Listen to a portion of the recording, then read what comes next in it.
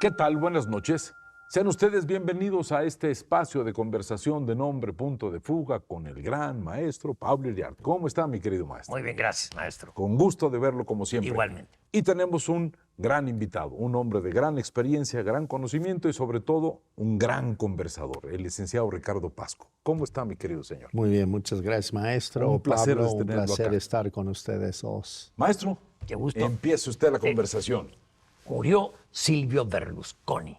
Cuéntanos un poco quién fue Silvio Berlusconi y cuál es su importancia para bien y para mal. Bueno, yo creo que es un tema fascinante, Sí. en primer lugar. Hay que decirlo porque a veces hay personajes que no son tan fascinantes. Él sí lo es, entre otras cosas porque es tan polémico desde el punto de vista ideológico, desde el punto de vista de su origen, un magnate que llega al poder. Es un personaje interesante porque yo lo concibo como un hombre que representa el arco de tiempo europeo, yo diría, a pesar de ser italiano. En el sentido de que Italia, a finales de la Segunda Guerra Mundial, entra en un gran conflicto político que no logra nunca resolver entre la democracia cristiana y el Partido Comunista. Una época de Guerra Fría, Sí, claro. que es muy importante porque eso tiñe toda la discusión pan-europea. Pero por otro lado, cuando empieza ya a decantarse la importancia de ese conflicto que tiene a Italia además inmerso en una situación donde En una eterna crisis. porque se niegan a aceptar al Partido Comunista como viable gobierno y el Partido Comunista está presente constantemente. Entonces es una crisis permanente, es una suerte de Guerra Fría. Y entonces la resolución de esto, sin embargo, viene de afuera desde mi punto de vista y es la emergencia de toda la idea de la Unión Europea, de un nuevo planteamiento del mundo, de romper con los paradigmas que salieron de la Segunda Guerra Mundial, que es la Unión Europea, la divisa común, las políticas fiscales, un mercado, un banco común europeo. Todo esto es muy importante y rompe en Italia con esa dinámica de comunismo versus capitalismo, digamos. Entonces, Berlusconi emerge, en primer lugar, como paladín de un hombre que ofrecía un modelo económico exitoso distinto y, por otro lado, ofrecía un duro anticomunismo. Y esta combinación es interesante porque coincide entonces con la era de Reagan y de Margaret Thatcher. Y de Thatcher. Es decir, Y de Juan Pablo II, que también está metido ahí. Exactamente. Este es como el cambio de era. Ahí hay un cambio de era, cuando ya se rompen los paradigmas tradicionales de la posguerra fría. Y entonces él emerge como un vocero europeo, no considerado como el gran vocero ideológico, aunque lo era. Sin embargo, es el que implementa las políticas del Realpolitik y del liberalismo económico en Italia, junto con esta ola de lo que algunos llaman neoliberalismo, pero en realidad... Yo quisiera hacerle una pregunta.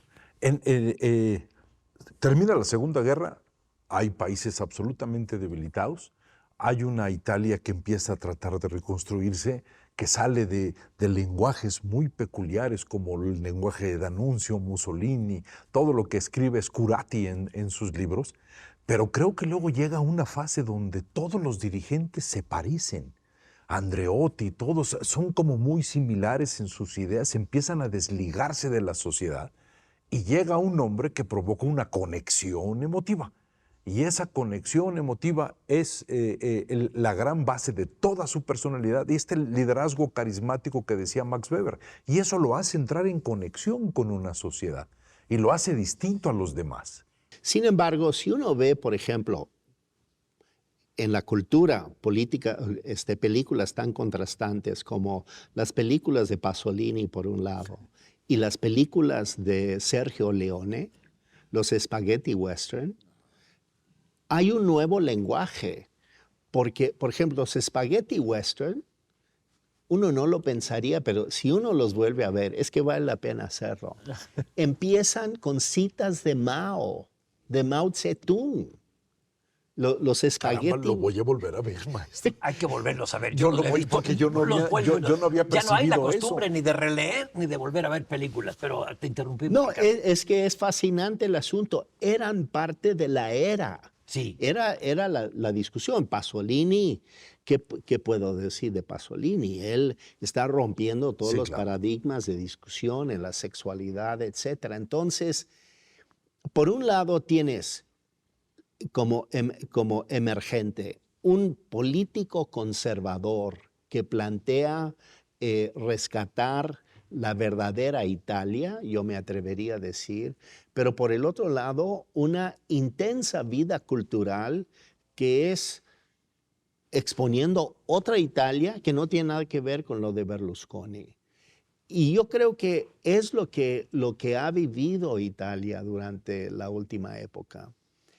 Llega un momento en que no solamente la euforia de la globalización y la Unión Europea empieza a opacarse y emerge el euroescepticismo, Claro. ya la duda. Que es lo que está Y es lo que privando en eso este es lo que momento. priva ahora. Sí. Y sin embargo, Berlusconi fue el introductor de todas esas etapas. O sea, es curioso como él se convierte en el conductor natural de ese flujo de ideas nuevas. Sí. Maestro. A mí, bueno, Italia tuvo el gran boom económico que la puso entre las 7 potencias del mundo en la época precisamente de la democracia cristiana, de los socialdemócratas con Benito Craxi e inclusive con el florecimiento del eurocomunismo con Berlinguer. Sin embargo, paralelo a ese enorme éxito económico derivado de la inversión en tecnología y el desarrollo en tecnología de punta, vino una degradación de la política. Hubo la operación Manos Limpias, donde cayeron todos, y la caída de gobiernos era cada 3 días, cada 2 semanas, cada mes. Y me parece, y quiero oír tu opinión, Ricardo, tú eres un conocedor, si Berlusconi es un producto de la degradación de los partidos políticos tradicionales. Sin duda, es la oferta que hace la sociedad a esa degradación que viene, yo creo, profundamente de la Segunda Guerra Mundial. Es decir, emerge de la Segunda Guerra Mundial un viejo modelo de partidos políticos tradicionales de la preguerra que resulta que a la postre son ineficaces para dar salida a la crisis que no viene en resuelven. el mundo. La degradación absoluta del papel del pensamiento ideológico. Yo diría detrás de eso del pensamiento filosófico, de las ofertas partidarias. Y bueno, esto habla de una época entonces en que priva el absoluto pragmatismo. Ahora recurrimos, por ejemplo, al concepto de sociedad civil como una suerte de mejora moral y ética a los partidos políticos, cuando en realidad a lo que nos estamos dirigiendo, y esto me preocupa, siendo yo parte de la sociedad civil, es que en realidad nos estamos negando a construir una plataforma de pensamiento, de retos filosóficos de la era moderna. Y entonces nos remite a un pragmatismo. Y un pragmatismo muy de causas, que están bien, son importantes, pero que finalmente esas causas no se van a resolver si no hay detrás un planteamiento programático, ideológico y filosófico de hacia dónde hay que conducir a la sociedad. Y yo creo que esa es la gran carencia que tenemos ese hoy. Es a mí es una idea que me interesa mucho porque la gente está preocupada por que aparezca una figura que tenga liderazgo. Pero al fin de cuentas, el liderazgo corresponde al tipo de sociedad que lo está provocando o que lo está creando. Y creo que nos perdemos en factores que yo llamo factores morales con una visión muy corta de las cosas que tienen poca utilidad para gobernar. Como una sociedad que decide que tiene que tomar el papel de redentor, pero que también le tiene miedo a hacer política, que es algo fundamental. Que es algo fundamental y no hay que denigrar el papel de la política. Lo que hay que hacer es elevar la política, enriquecer la tradición, con una tradición de pensamiento filosófico y político e ideológico. Y esto es lo que hemos perdido completamente. Entonces, no hay ningún partido en México que realmente te puede hacer un planteamiento filosófico con toda precisión. Y esto es una pérdida cultural e histórica de la sociedad mexicana. Tenemos que reconstruir eso. La sociedad civil que hoy está siendo siempre cortejada y convocada, te plantea causas, te plantea justicias, pero no te está planteando esa visión integral que hace falta. Yo no creo que el tema en este momento, por ejemplo, de la oposición sea simplemente designar a un candidato y todos están buscando un candidato. ¿Y dónde está el candidato? Yo lo que me pregunto es dónde está la idea que va a guiarnos. Esa idea nodal, central, es lo que nos hace falta construir o por lo menos expresar con toda claridad. Esa idea de central creo que sí está en el mundo, que es la defensa del liberalismo político, el acceso a la justicia, el derecho a elegir a los votantes, elegir a mis representantes y mercados abiertos. Ahí hay una base filosófica en Occidente. Sí, pero yo creo que no está construido sobre la base de una plataforma amplia capaz de convocar a la sociedad. Yo creo que es lo que estamos perdiendo. Y sí nos perdemos en la reyerta cotidiana. Maestro, yo le agradezco mucho su presencia y sus ideas, que nos hicieron pensar una gran cantidad de cosas para próximos temas y próximos programas. Muchas gracias, muy maestro. agradecido. Gracias, Pablo. Ricardo. Y solamente yo quisiera cerrar. Yo siento que el poder no deja de ser una apariencia atrás de una apariencia. El análisis primario de las cosas no nos lleva a nada.